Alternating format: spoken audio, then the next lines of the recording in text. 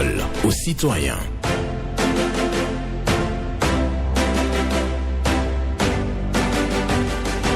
Parole aux citoyens.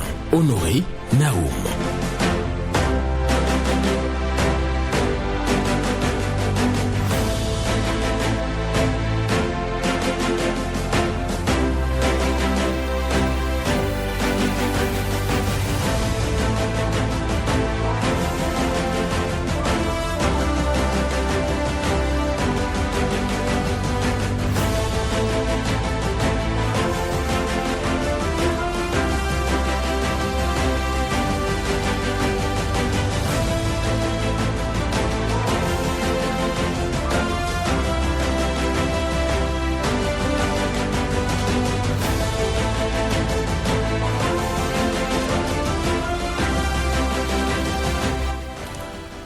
On n'est pas homme si on n'est pas libre, et pas libre si on ne jouit pas de sa liberté, si on ne s'en sert pas pour décider, se constituer, puis lutter pour se garder et pour grandir.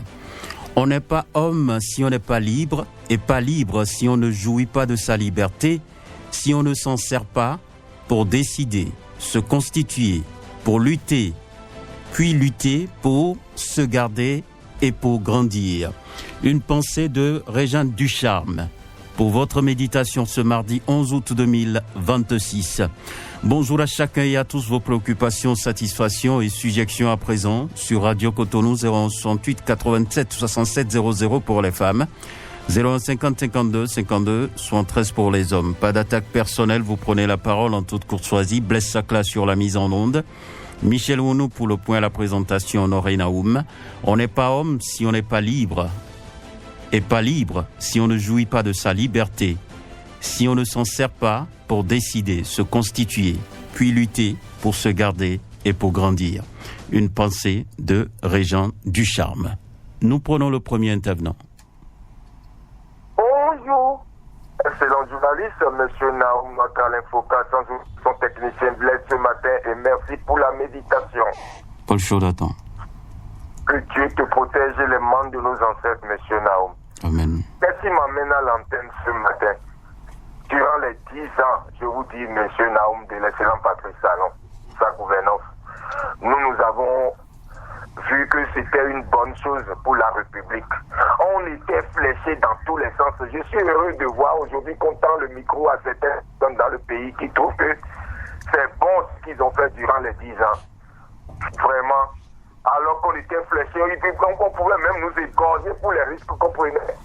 Et aujourd'hui, ceux-là trouvent que oui, c'est bon ce qu'ils ont fait durant ces 10 ans-là. Et que le pays est trahi. Que Dieu bénisse le Bénin.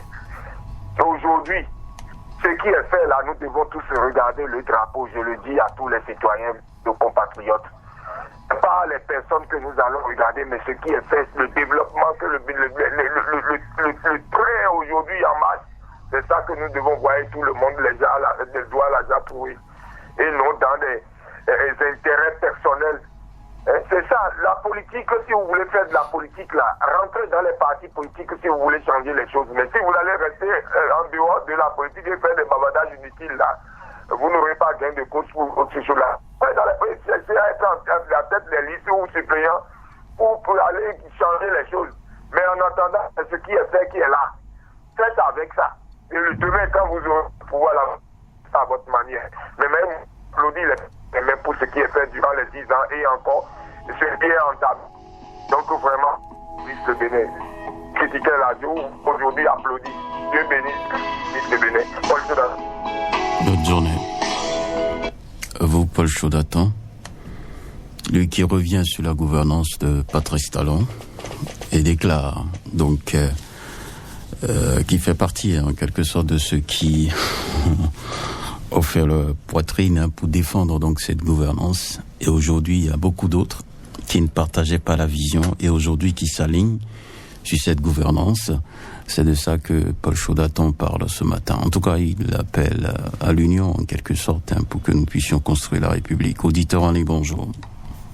Bonjour. Bonjour Honoré. Bonjour à vous, Mémé Pesso. Comment tu vas? Ça va bien. Et vous-même? Ça va très bien. D'accord. Nous vous écoutons ce matin. Oui. Et Honoré, il y a une maison qui fait corps à ma maison. Mais depuis toute la semaine dernière, dans cette maison, les fosses septiques sont remplis et l'eau est déversée dans notre ventre. Et donc nous respirons mal. Je ne sais que dire, j'ai dû sensibiliser cette femme-là, elle ne veut rien entendre. Qu'est-ce que je dois faire exactement? Est-ce que je vais entendre de toi? Oui, je pense que si l'entêtement persiste, il faut saisir le service d'hygiène ou saisir la mairie de Porto Novo. Parce que vous êtes à Porto Novo, donc je pense que c'est la meilleure façon pour régler ça une fois pour de bon. Parce que nous souffrons. C'est ça. C'est ça. Je comprends bien cette pénibilité-là. Excellente journée à vous. Merci beaucoup à vous, Mémé Pessou. Donc une maison voisine qui déverse ses eaux souillées donc sur la voie publique, ce n'est pas du tout bien. Il va falloir donc que cette maison voisine-là, que les gens organisent le curage ou bien faire appel au service de voirie pour vider donc les fosses septiques au lieu de laisser donc le déversement d'eau sur la voie publique. C'est nuisible pour l'environnement. Auditeur en ligne, bonjour. Bonjour, Honoré Benjamin Naoum Ben. Mathieu Rontonon. Affirmatif depuis la commune de Sénécodi, arrondissement Ekpé, village de Djefa. Nous vous écoutons. Première préoccupation. Honoré, s'il vous plaît, un seul véhicule d'évacuation sanitaire pour 3 communes. Je vais toujours y revenir sur ça. Et c'est ma manière d'accompagner le ministre de la Santé, Benjamin Mpati. Un seul véhicule d'évacuation sanitaire pour 3 communes, à savoir Agégué, Porto Novo et Sénécodi. C'est insignifiant. Dans le même registre, les agents qui ont été formés pour la distribution des moustiquaires employés à longue durée n'ont pas encore reçu les frais de formation ni frais de distribution. Qu'est-ce qu'il se passe? C'est à noter qu'ils doivent encore au relais communautaire 2 mois d'arriéré de leur rémunération dans la commune de Sénécodi, bien sûr. Ce n'est pas bien. Je voudrais raccrocher en vous amenant dans la commune d'Adjom, principalement dans le marché d'Azorissé. L'état de la voie qui mène dans ce marché est impraticable. Alors que c'est le seul marché qui foule les caisses de la commune. Si le maire est à l'écoute, il n'a qu'à penser à arranger la voie qui mène dans le marché d'Azorissé. Mathieu Rontonou, excellente journée à vous et bonne méditation. Merci. Bonne journée à vous. Mathieu Rontonou, qui nous dit qu'il n'y a qu'un seul véhicule d'évacuation sanitaire pour 3 communes. Commune d'Agégué, commune de Sémécodi. Oui, commune de Sémécodi, commune d'Agégué et commune de Porto Novo, si j'ai bien noté. Donc, il déplore tout simplement que on n'a qu'un seul véhicule d'évacuation pour les 3 communes qu'il a citées. Voilà, il dit ce n'est pas bien. Et aussi, il dit que les distributeurs de moustiquaires, pas de moustiques quand même, les distributeurs de moustiquaires, je vais y arriver, ne sont pas payés dans sa localité. Il dit, les voies d'accès au marché de Azorissé, les voies d'accès sont dégradées, et le maire de cette commune doit pouvoir faire quelque chose. Bonjour. Bonjour. Esaïe Jossou. Je vous appelle de Ségane ce matin. Nous vous écoutons. Merci beaucoup. Et je vais dans ma commune d'Adjo. Et on ne sait pas c'est Sénat qui va payer les circuits qui ont dirigé les bureaux de vote passés. Je ne sais pas si c'est le mairie qui va payer, je ne sais pas. Mais les circuits en train de créer au niveau de la commune d'Adjo, eux, ils ne sont pas encore payés. Si c'est l'Ibel qui va faire ou bien c'est le président de Sira qui va faire la capacité de profit pour régler les situations dans la commune d'Adjo. Et en même temps, je dis à le président de la République, on ne sait pas ce qui bloque les élus pour nommer les circuits, on ne sait pas ce qui bloque ça. Donc, si on a besoin de les nouveaux circuits. On a besoin de les nouveaux circuits, en fait, de le village. n'a pas fait tout possible pour lancer ça, pour que ça soit fait. Autre préoccupation, vraiment, il y a un cas d'accident trop sur le tronçon depuis ce capitaine Lebel jusqu'à Sénécarefo. Chaque jour que Dieu a créé là, il y a un cas d'accident. Et c'est un accident mortel avec les tuyaux cassés. Le temps qu'ils ont fait sur ils n'ont pas prévu les critiques. C'est les critiques qui causent vraiment d'accident sur la voie. Ils viennent pour autoriser les critiques. Passer par la grande voie, de Lebel jusqu'à Sénécarefo, ça va faire moins d'accidents. Merci beaucoup le boss. Bonne journée. D'accord.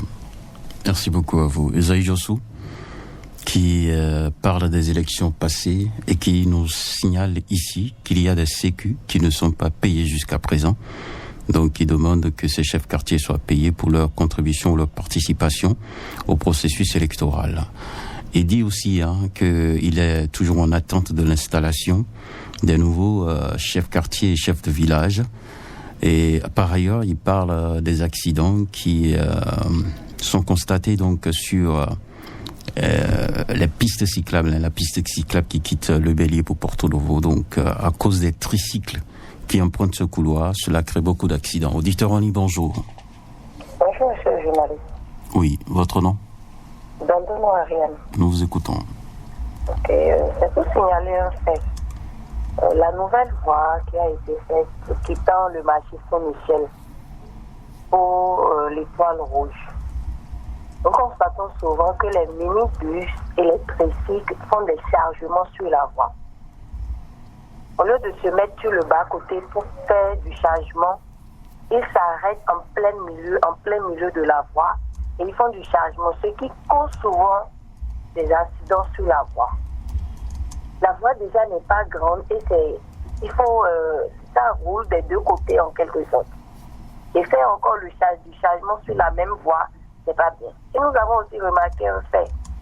Juste après la station qui est en face du marché Saint-Michel, il y a les minibus qui ont pris une partie pour faire comme un parking de chargement en quelque sorte aussi. Et ils font le chargement là, les autorités passent sûrement là, mais rien n'est fait. Et tout cela, ça cause des désagréments.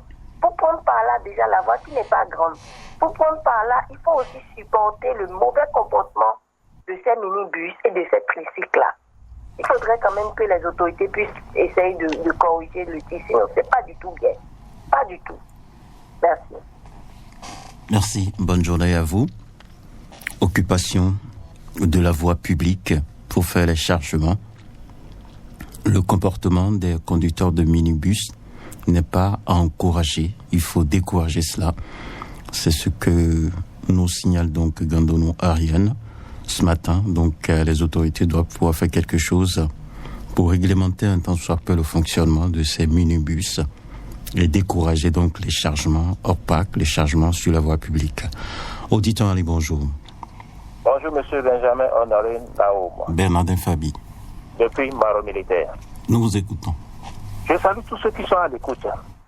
Je commence par les toilettes publiques. Je vais demander à la mairie de ne pas nous oublier par rapport aux toilettes publiques.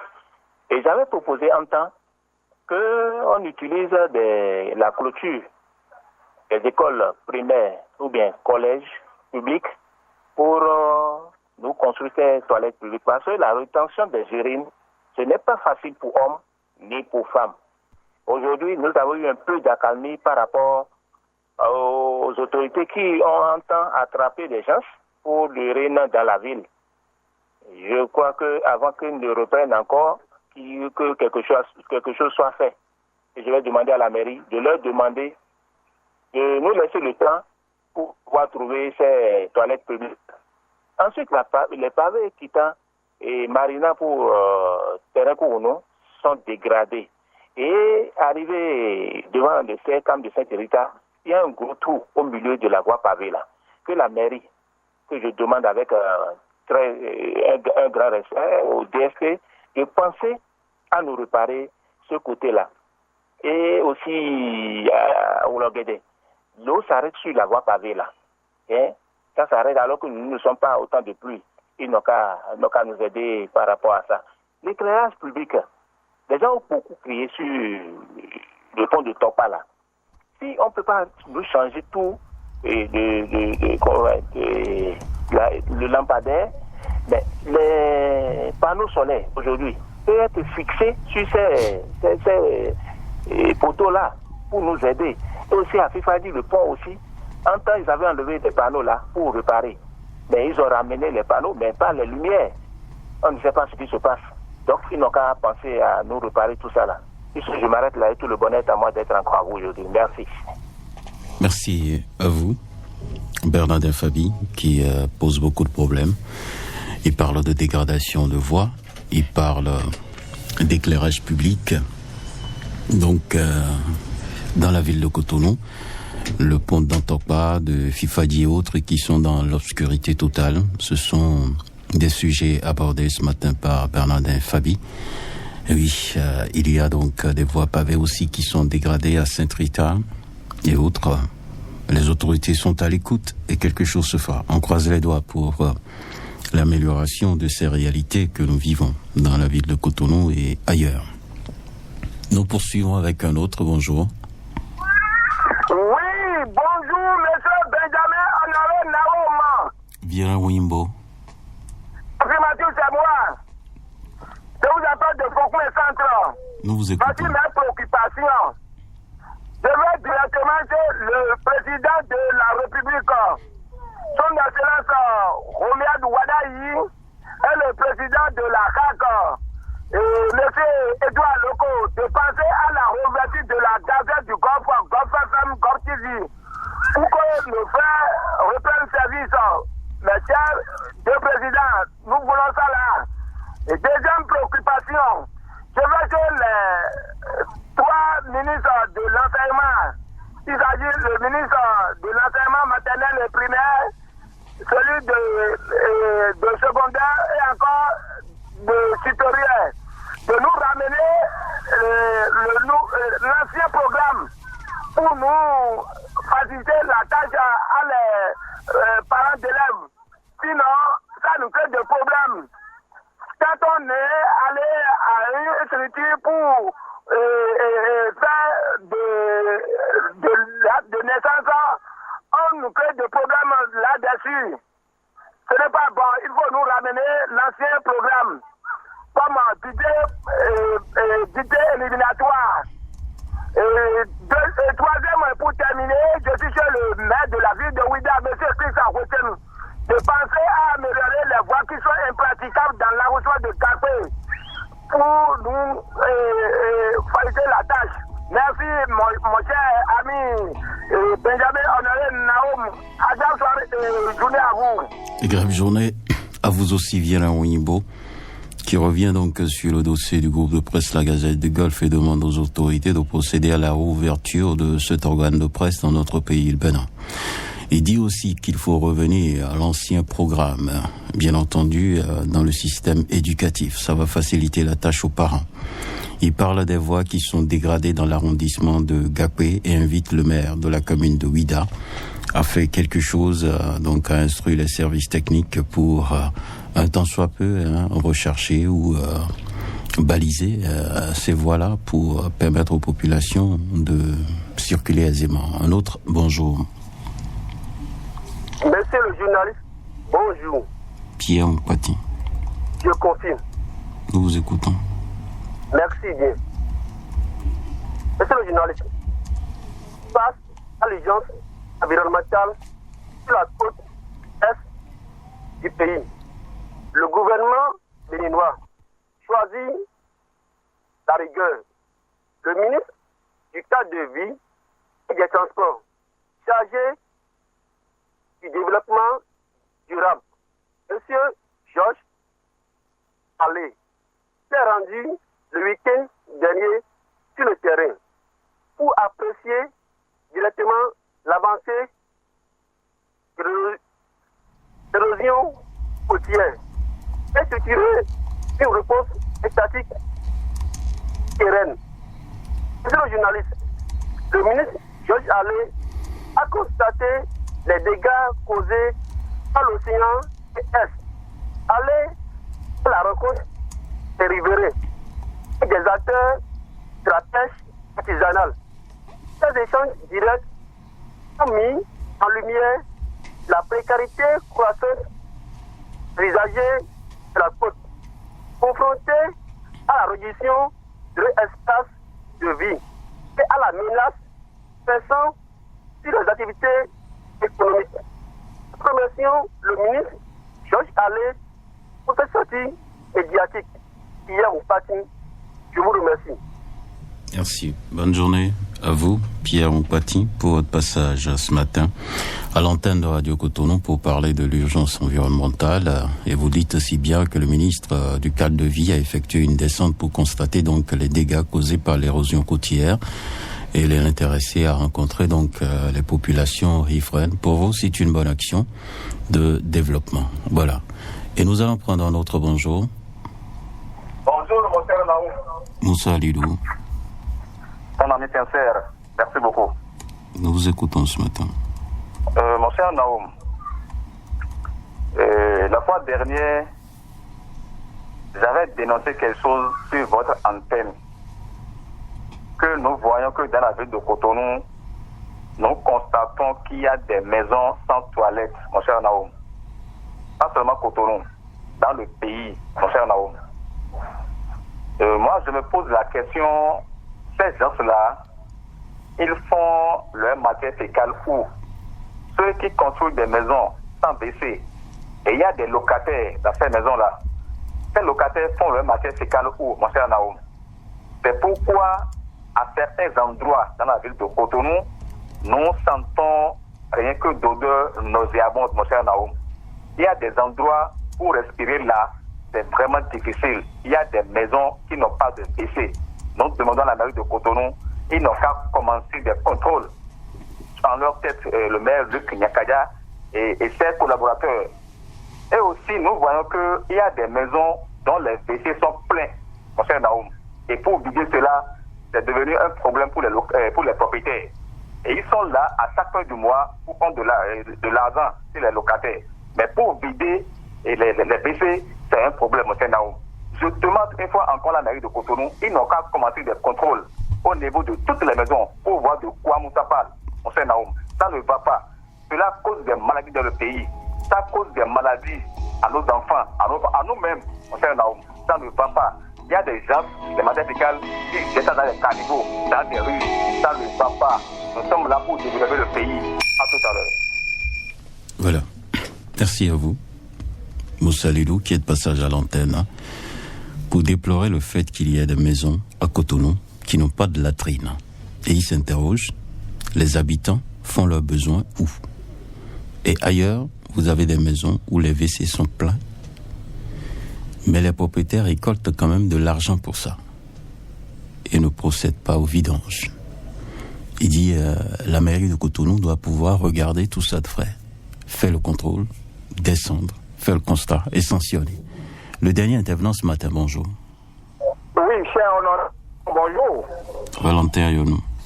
Oui, je réponds. Je vais rapidement ma préoccupation de ce matin. Une seule préoccupation d'ailleurs. Mon cher Naou, nous retrouvons le radar un peu partout sur nos différentes affaires routières. Je suis entièrement d'accord que le radar descend sur les affaires pour diminuer les cas d'accident. Mais quand on retrouve le radar à des endroits où on ne serait pas, ça pose problème. Je prends un exemple. Quand vous quittez le grand carrefour de Sémépodi pour aller vers Porto-Novo, la zone de Danville-au-Pau, mon cher journaliste, quand on parle de limitation de vitesse, naturellement on pense à l'agglomération. Mais dites-moi, vous qui fréquentez cette route-là, de Carrefour, Grand Carrefour, qui vous dit que moi je fréquente la route là? Vous m'avez jamais vu sur la route? Si vous ne fréquentez pas, mon cher Naou, je sais que vous avez été... Valentin Yonou, est-ce que vous avez limité vos vitesses? Si vous ne limitez pas vos vitesses, le radar va vous choper. Justement, je n'accuse pas radar, mais j'accuse ceux qui implantent les panneaux. Sans pas de limitation de vitesse, il faut implanter les panneaux de limitation de vitesse naturellement dans les agglomérations. À Danville-au-Pau, il y a quelle agglomération, mon cher Naoum? Il y a quelle agglomération là? Il n'y en a pas. Donc je défie les cadres du Centre national de sécurité routière qui vont planter des radars à des endroits pour embêter les usagers. Moi, j'appelle ça là, embêter les usagers. Moi, je voudrais vous demander de les convoquer, de les inviter sur votre plateau pour vous expliquer le toit des D'accord. J'ai compris, Valentin Ayonou. Merci. Je vous souhaite une bonne journée. Les autorités vous ont entendu. Vous n'êtes pas contre l'utilisation ou l'implantation des radars pour choper donc les conducteurs indélicats, mais ce que vous exigez, c'est l'implantation des panneaux de signalisation pour expliquer carrément aux gens à tel ou tel endroit, il faut pas dépasser telle vitesse. J'ai compris, je vous souhaite une bonne journée. On n'est pas homme si on n'est pas libre, et pas libre si on ne jouit pas de sa liberté, si on ne s'en sert pas pour décider, se constituer, puis lutter pour se garder et pour grandir. C'est une pensée de Régent Ducharme. Et je vous souhaite une bonne méditation. Bonne journée à vous.